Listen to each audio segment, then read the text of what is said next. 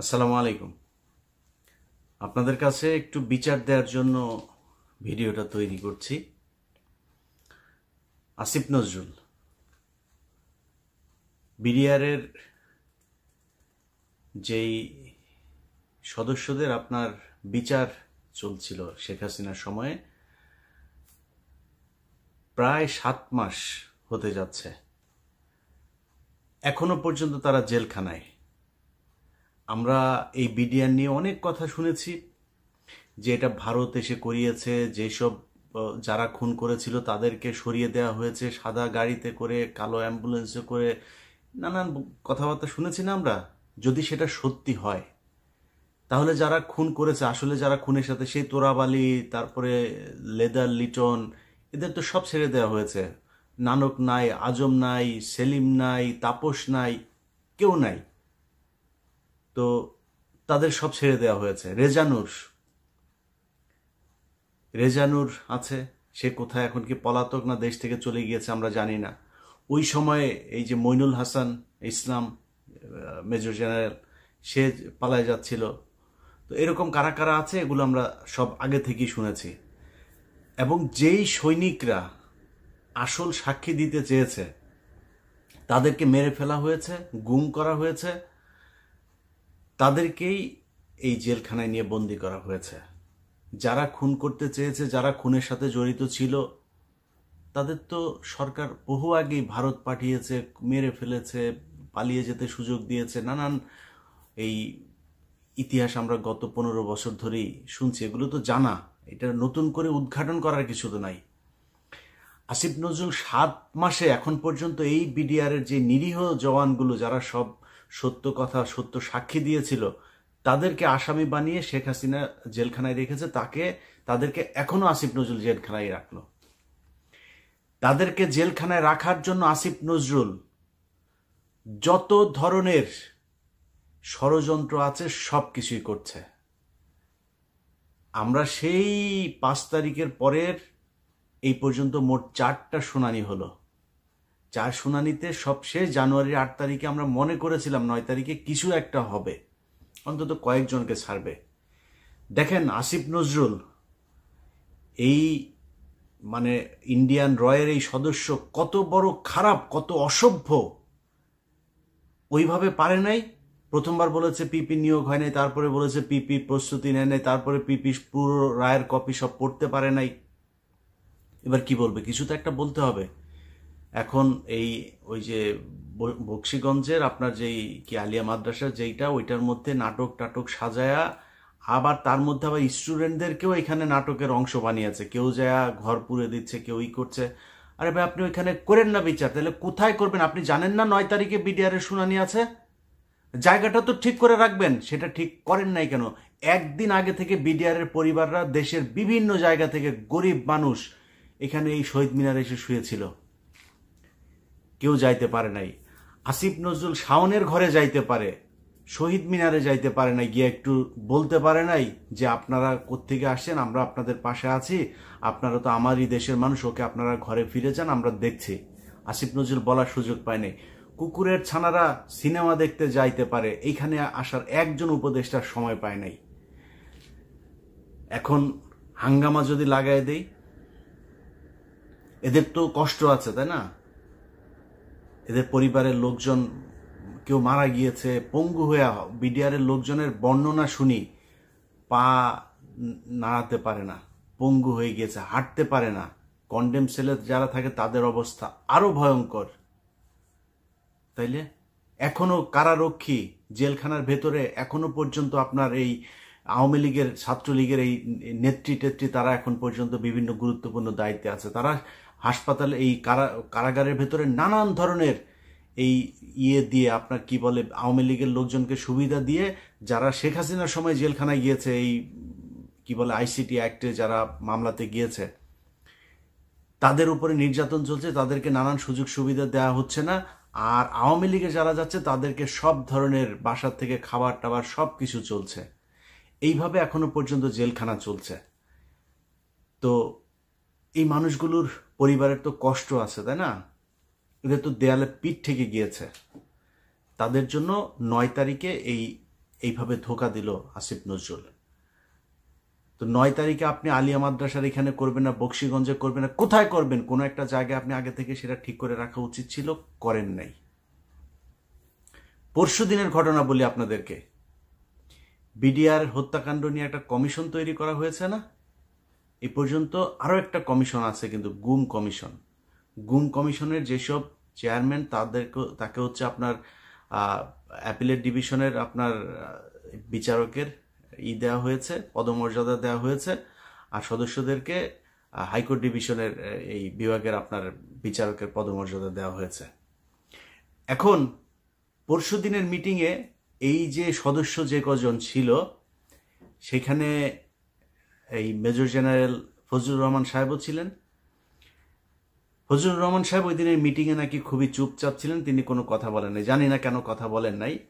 সদস্যরা সবাই দাবি করেছে তাদেরকে যেন ওই মর্যাদাটা দেয়া হয়। সেখানে বিশেষ করে স্বরাষ্ট্র সচিব, আরও কয়েকজন আমলা ছিল, তারা তাদেরকে বলেছেন যে না, আপনাদের এত পদমর্যাদা লাগবে কেন, আপনারা কাজ শুরু করেন। পদমর্যাদা এই জন্যেই লাগবে, তারা চাইলেই একজনের বিরুদ্ধে সমন জারি করতে পারবে, তারা চাইলেই একজনকে জিজ্ঞাসাবাদ করতে, চাইলেই একজনকে আটক করার এই আদেশ দিতে পারবে, এই জন্য লাগবে। তাদের গাড়ি থাকবে, তাদের সিকিউরিটি থাকবে, তাদের সাথে গানম্যান থাকবে, এই জন্য তাদেরকে ওই পদমর্যাদা দিতে হবে। এটা দিতে চাচ্ছে না। আপনাদের নিশ্চয়ই মনে আছে, এই বিডিআর হত্যাকাণ্ড নিয়ে কমিশনই করতে চাচ্ছিল না। এখন কমিশন করে নানানভাবে এটার মধ্যে একটা বাধা সৃষ্টি করে কোনোভাবে যাতে এটাকে ঠেকানো যায়।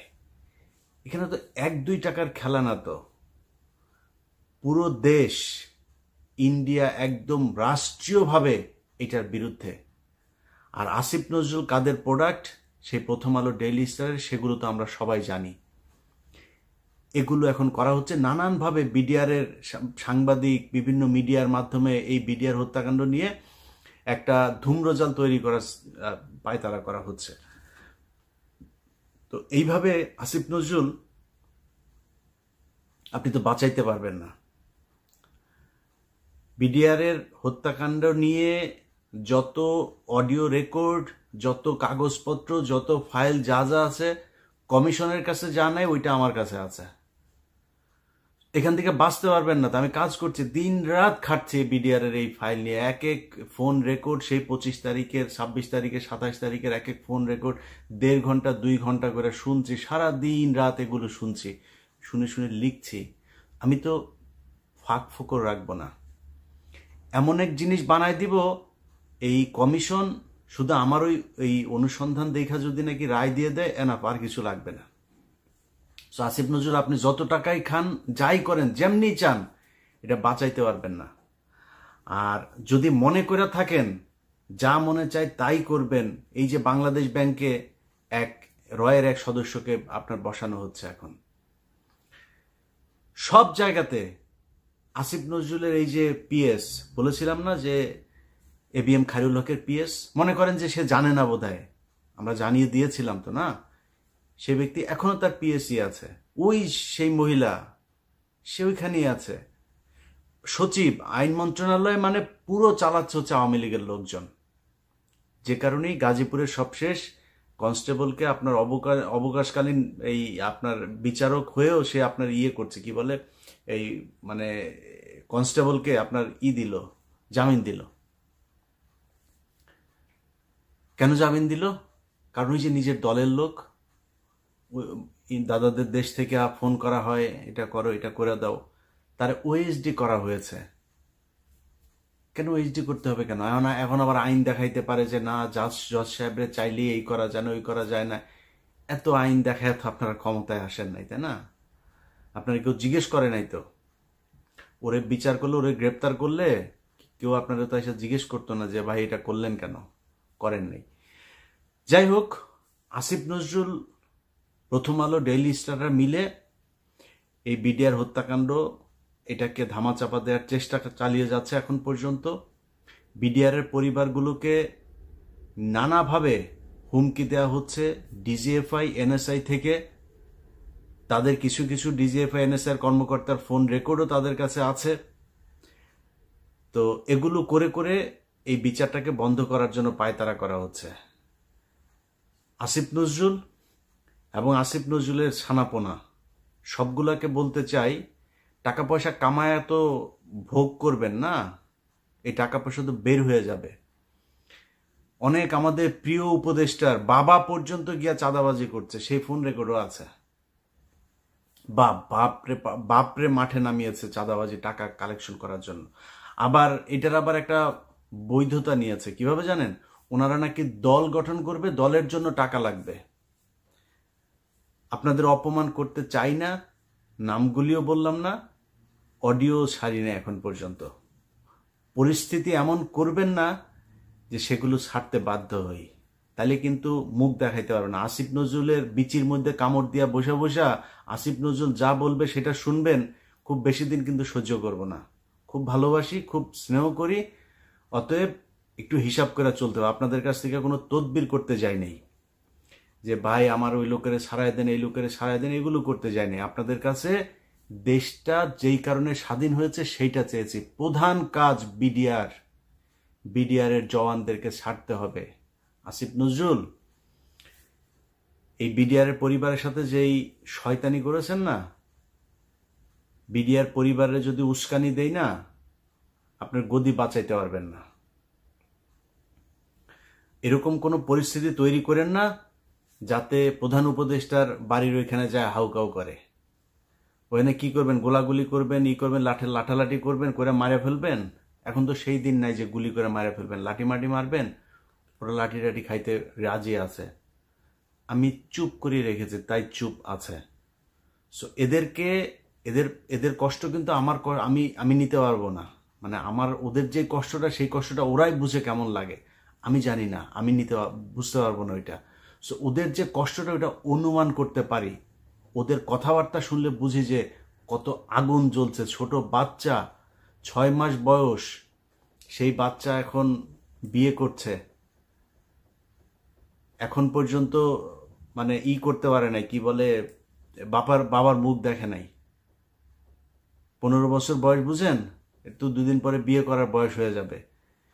অনার্স মাস্টার্স করছে, যেই ছেলে আপনার ক্লাস 3, 4, 5-এ পড়েছে, সে এখন পর্যন্ত বাবার বুকে বুক মিলায় তারপরে জড়ায় ধরতে পারে নাই। সো এদের কিন্তু কষ্ট আছে, হ্যাঁ, মাথায় রেখেন। আপনি বিডিআর বিদ্রোহের এই নাম দিয়া বিডিআর হত্যাকাণ্ডকে বাঁচানোর চেষ্টা করবেন, এই সুযোগ আপনাকে দেওয়া হবে না। কারণ ওইটা যদি আপনি বন্ধ করতে চান, কমিশনরে দিয়েও যদি বন্ধ করাইতে চান, আমারে মায়েরা ফেলতে হবে। এইটা ছাড়া করতে পারবেন না কিছু। যাই হোক, আগে ভাগে বলে রাখলাম, খুব সাবধানে। বিডিআরের এই বিষয় নিয়ে কোনো ধরনের ধানাই ফানাই এটা বাংলাদেশের মানুষ মেনে নেবে না। কারণ এইটার সাথে এই দেশের এই বিডিআরের অস্তিত্ব জড়িত, সেনাবাহিনীর অস্তিত্ব, এই দেশের অস্তিত্ব জড়িত। দেখছেন না এখন চারিদিকে বর্ডারে বিডিআরের অফিসাররা, সেনাবাহিনী আর বিডিআর মিলে কিভাবে বিএসএফ এর সাথে ফাইট করছে। সারা দেশের মানুষ প্রয়োজনে ট্রেনিং নিয়ে তারপরে বিএসএফ এর সাথে দাঁড়াবে। ভারতের সাথে বাংলাদেশের মানুষ কোনোভাবে কোনো কিছুতে সমঝোতা করতে রাজি না। এই দেশের মানুষ যুদ্ধ করবে, মরে যাবে। শুধু তোদের মতো কিছু অসভ্য টাকার কাছে তোরা তোদের মা বোনকেও আরেকজনের খাটে শোয়াই দিয়া তারপরে টাকা নিতে পারিস। এটা যদি না পারতিস তাহলে এই আগস্টে যা ঘটলো, সেই জুলাইয়ের 16 তারিখ থেকে 5 আগস্ট পর্যন্ত, এরকম একটা সরকারের পার্ট হয়ে টাকা পয়সার জন্য এত বিট্রে করতে পারতে না। তোরা তোদের মা বোনদেরকেও আরেকজনের সাথে খাটে দিয়ে আসতে পারবি। আল্লাহ হাফেজ।